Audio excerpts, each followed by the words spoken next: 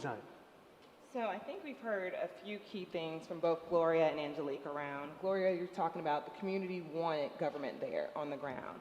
Angelique, you're talking a bit about how these systems that are in place, like racial inequity is built into every single system in this country.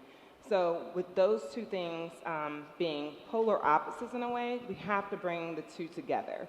What does that mean? Government has, and do not shoot the messenger, government has a lot of resources that community does not have, right? You have access to time, staff, and these different data sets that the community may not have access to, right?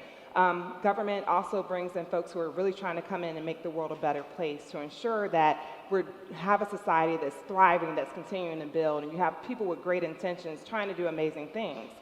But the problem with that is that government doesn't have all the answers, and that's something we have to immediately acknowledge if we're going to do true work that's going to improve outcomes for our most vulnerable residents. On the other side, we have community. Community is so passionate. If you go and talk to someone in the community right now, a youth who is looking for a job, he or she will tell you exactly what it is they're looking for, exactly what they need. They will tell you their solutions without you even having to give them options. They know what it is. They live it every single day. They hear it from their own families. They hear it in their own lived experience. But the thing that they're lacking is they don't have access to the data that government has access to. They do not have access to the resources that could literally change their lives in different ways.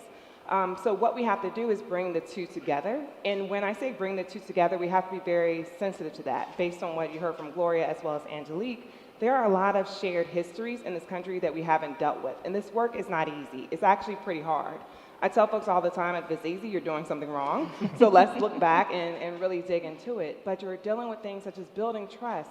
Government has traditionally caused harm through policies, laws, and putting things in place that have led to very traumatic outcomes for a lot of communities in this country.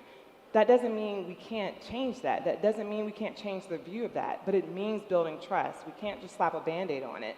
And building trust starts with bringing us all together to the same table. The answer isn't in one person, it isn't in one place, it isn't in one platform, but together with government bringing its resources, the community bringing their lived experiences, what they understand of the different issues, we can have solutions together.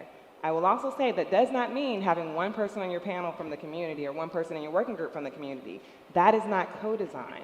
Co-design is when we walk into a room where we have youth leaders telling us what they need.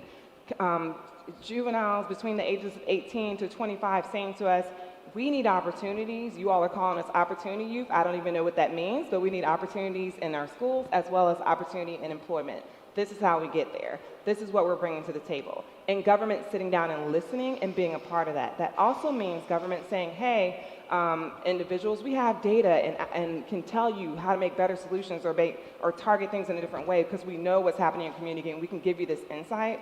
Gone are the days where we can live in siloed worlds where we do not share across different communities and we do not share this information.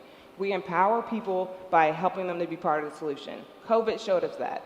Everyone in this room came in and garnered around COVID to do whatever it was that we had to do, whether it was vaccines, boosters, masks, 6 feet distancing. That did not happen because the government did it. We all had to be a part of that.